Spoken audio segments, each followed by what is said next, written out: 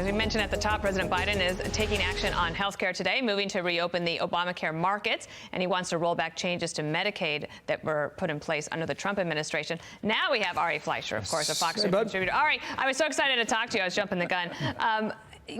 Remember back in 2010 when President Obama lost in that midterm election after Obamacare was put forward.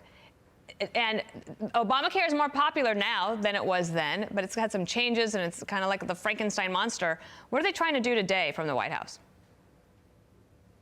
Well, what they're trying to do is every health care plan in America has a limited enrollment period. You can't keep having people jump on, jump off, jump on. So to provide discipline in a marketplace and make it an efficient marketplace, they all have a limited window. What President Biden is doing today is acknowledging that so many people are going to need access to individual health insurance, particularly if he keeps getting them fired from their health insurance, their energy jobs, like a Keystone. They need then to have a bigger window to get health care access. So he's expanding that window, providing additional 3 months of access. And it's when you have a bad regulation that makes people lose jobs, you create another regulation that puts more people on a government program. Yeah. That's what they're doing. A lot of these executive orders are getting a lot of attention, and rightfully so. This is the way that Washington's come to govern itself. And it does not have an everlasting effect because it's not law. That's true, but there's a real warning here for Republicans. And this is what happens when Republicans are good at giving speeches but bad at writing legislation. Republicans ran in 2016 on repeal Obamacare and replace it, yet they failed to come up with legislation to replace it.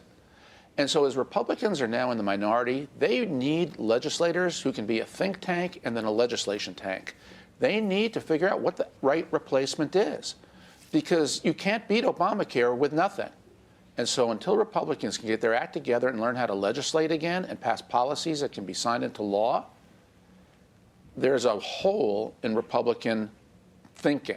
And Republicans need to fill it with better alternatives. There's an argument to be made that in 2018, the Republicans lost the House in part because of the lawsuit that was filed on behalf of the Trump administration and the Republican attorneys general to try to push back on Obamacare. And Democrats said, well, that means that you would strip everyone of pre-existing condition coverage.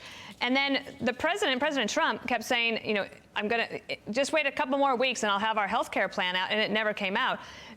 But can Republicans, re-energize and reunite around health care like they did back in 2010? Well, they can if they have a viable alternative.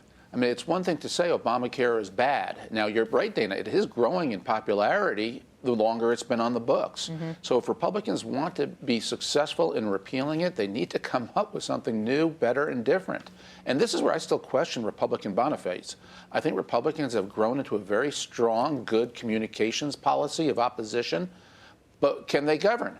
Can they actually pass laws? What are their ideas? That's where the think tank comes in. That's what you do when you're in the minority. And that's what they need to do, particularly in the House. Ari, just want a quick answer. We were talking about this 30 minutes ago with Katie Pavlich about packing the Supreme Court.